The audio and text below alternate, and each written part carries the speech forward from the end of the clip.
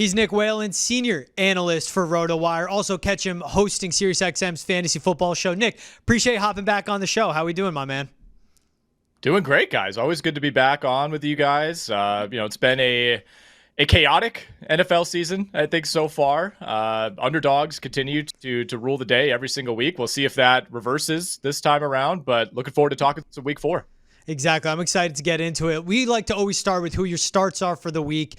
And I know, obviously, they have the studs, your early round picks who you're going to go with. Yep. But what are some guys people may be between on and maybe having on their bench right now where you're saying, no, because of this matchup and because of the volume, whatever it may be, you should put them into your lineup? Yeah, I did not come here to tell you, make sure you get Saquon Barkley in your lineup this week against Tampa Bay. We'll try to dig a little bit deeper, some guys who might be on the borderline. And I'll start with a quarterback here, guys. I'm pretty comfortable rolling Justin Fields out, even in a one quarterback league. Obviously in Superflex, he's going to be in there, but I think he's in a really good spot this week against the Indianapolis Colts. Steelers do have to go on the road, but I have not been impressed with this Indianapolis Colts team offensively or defensively. I don't think this is a good defense. I think that defense looked a little better last week because they happened to be playing the Chicago Bears, who are the second worst running team in the NFL ahead of only the Raiders.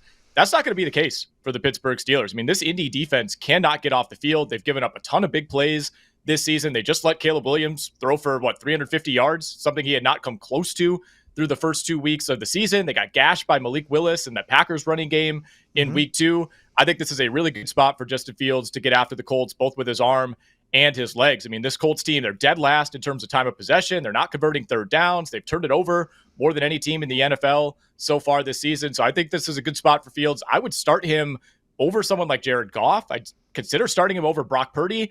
And I think I'd start him over Anthony Richardson at this point, guys, on the other side of this matchup. Yeah, I like that call, especially Anthony Richardson going against his dominant defense. And as bad as Will Levis interceptions have looked throughout the year, Nick, Anthony Richardson has 3 touchdowns to 6 interceptions, and he's coming off a performance going 10 for 20 on pass attempts and completions. What about any receivers or running backs you're looking at should be a start this week? Yeah, I'll run through a few here quickly. I'm very comfortable starting Jauan Jennings again. That one almost goes without saying at this point. I mean, he really looked like the dominant receiver for the Niners over Brandon Ayuk last week against the Rams, which was pretty surprising. We're still kind of waiting for Brandon Ayuk to wake up, but I don't think Deebo Samuel's going to be out there. Obviously, no McCaffrey this week. We'll see on George Kittle. If he ends up playing, I think Jennings becomes a little bit less appealing, but should be a pretty gettable spot here for the 49ers going up at home against the New England Patriots. Another receiver I like, Rome Odunze. The Bears, like I said, cannot run the ball whatsoever. We know that. They know that. They say they're going to turn things over perhaps to Roschon Johnson more this week. I don't know how much that's going to matter. Either way, they have another good matchup, though, against another bad defense in the LA Rams. They are 31st in defensive DVOA on the year.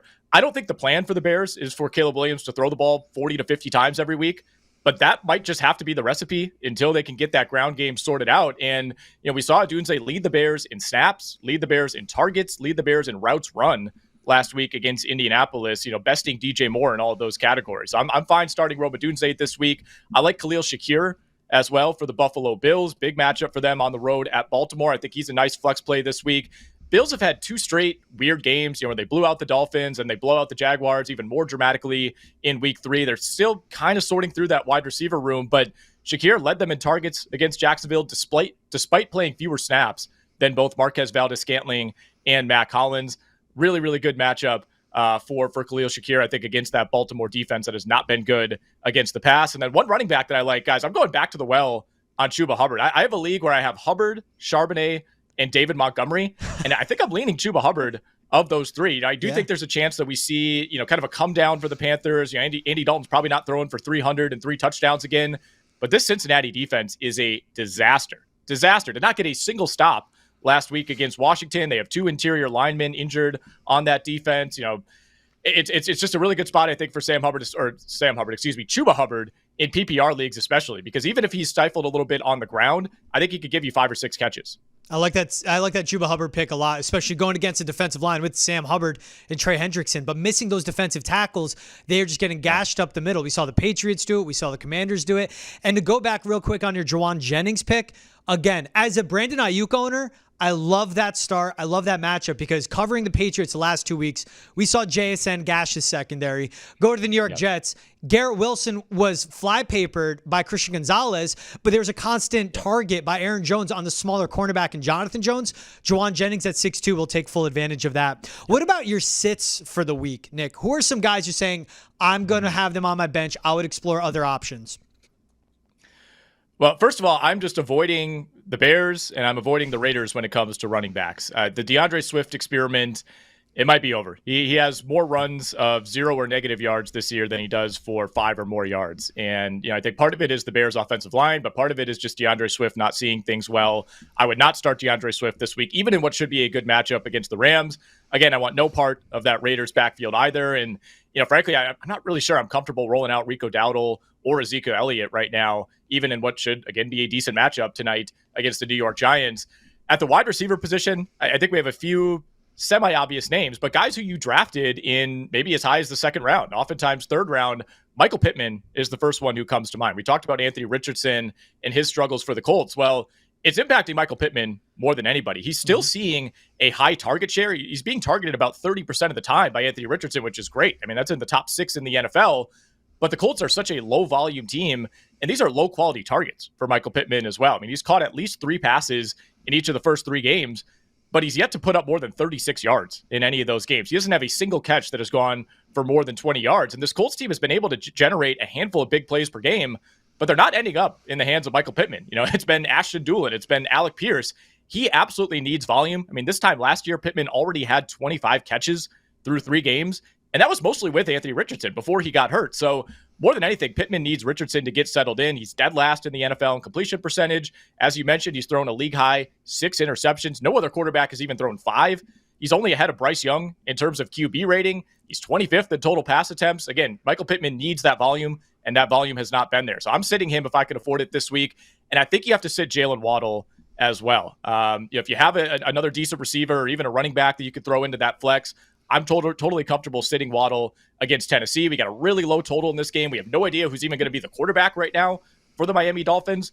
I mean, if it's Tyler Huntley, maybe that opens things up for Devon Achane. Mike McDaniels never really had a running quarterback. I'm excited to see what he could do with Huntley, but I don't think that really helps Jalen Waddle at all. I mean, he's averaging only about 4 catches for about 50 yards per game with no touchdowns in his last 7 games without Tua Tagovailoa. And honestly, those numbers are better than I would have guessed. So I'm kind of avoiding this Miami offense for the time being. They've only made 8 trips to the red zone all year, and they've only scored a touchdown on 2 of those. There's just not a lot of upside right now for Jalen Waddle. Yeah, I like that pick a lot, especially in offense. And Mike McDaniels, as you point out, it's all predicated about timing. It's about, hey, the open receiver is going to be here, get it there out quick. They just signed a guy off the street that they might start, and it's going to take some time for that chemistry to settle in. Yeah. You brought up a lot of quarterbacks. This, to me, is one of the most fascinating starts to a season we've seen. Sam Darnold for the past 3 weeks. You brought up what we just saw from Andy Dalton, Geno Smith, Baker Mayfield, Jayden Daniels. When I'm looking at a guy like Sam Darnold, is that an owner that picked him up on waivers or picked him up in free agency, should feel comfortable with starting week to week because he can have that floor of a top 12 quarterback? And maybe if they have a guy like Kyler or Jordan Love and they have a hole in the roster, trade those studs and fill out your roster and your fantasy football team better. I think this is the tipping point week for Sam Darnold. And he's the QB4 on the year so far. Yeah. So if you've been starting him, you've been getting your return. No problem there at all. But if Sam Darnold goes into Lambeau Field on Sunday, leads the Vikings to a win, throws for, 250 yards and 2 or 3 touchdowns, I think at that point we have to buy in, right? I mean, he's done it already against 2 really good teams over the last 2 weeks. I think you look at that Giants game in week 1, and you're like, all right, it's the Giants. Maybe we throw that out.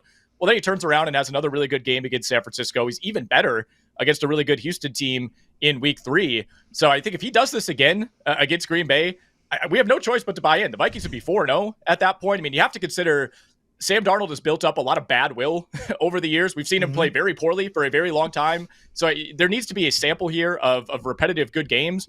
But if he could do this against the Green Bay defense that leads the NFL in turnovers forced so far this season, I think I'm ready to buy in on Sam Darnold. And certainly, I mean, having Justin Jefferson, I think, helps immensely, right? I mean, we were worried about Justin Jefferson coming into the year. It's like, oh man, Sam Darnold, is he going to be able to get him the ball? I think we should have been asking the opposite question of like, how much does just having the best receiver by far, in my opinion, in the NFL help Sam Darnold? And so far, the answer has been immensely. And keep in mind, I mean, this is an offense that has been missing Jordan Addison. They should get him back soon, and they'll get their best tight end, TJ Hawkinson, back later in the season as well. Yeah, I like that you point that out, especially with Sam Darnold. Nick, I feel like something that helps him out so much, and it's underrated, they have not been behind in games much at all this season. Right. And playing opposite of such an elite defense that gets you stops, playing with Justin Jefferson, as you point out, getting a play call from Kevin O'Connell, there's no pressure on Darnold. Like, he hasn't had to play from behind. He can just go out and play football very loose.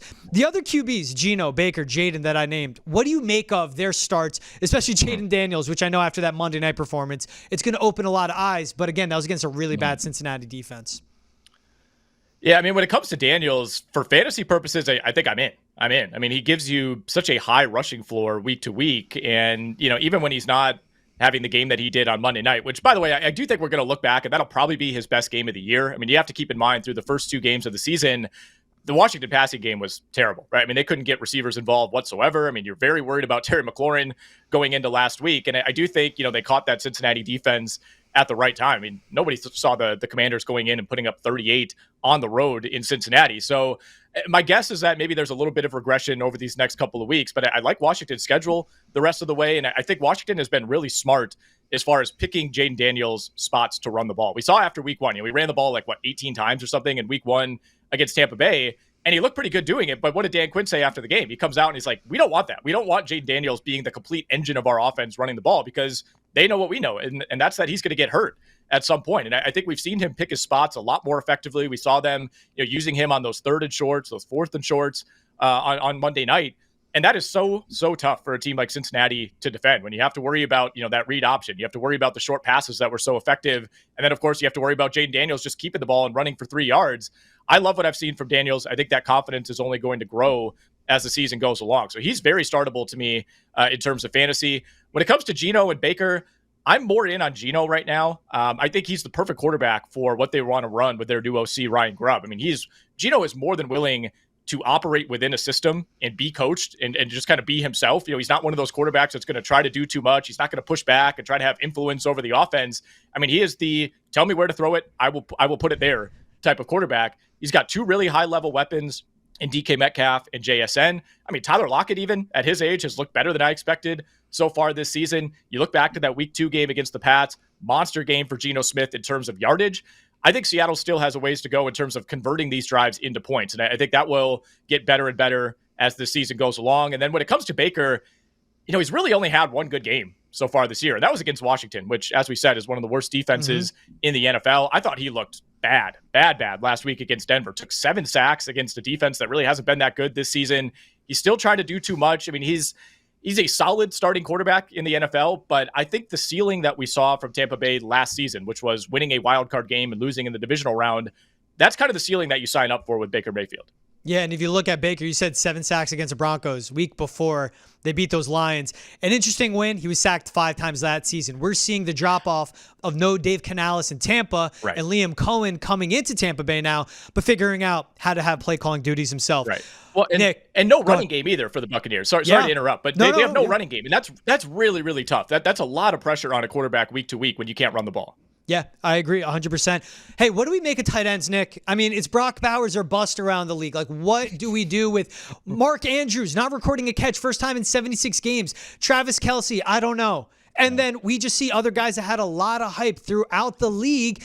Just nothing's happening. What do you make of the tight ends as we're seeing Cole Kmet start to emerge and even seeing guys like Sam Laporta get banged up?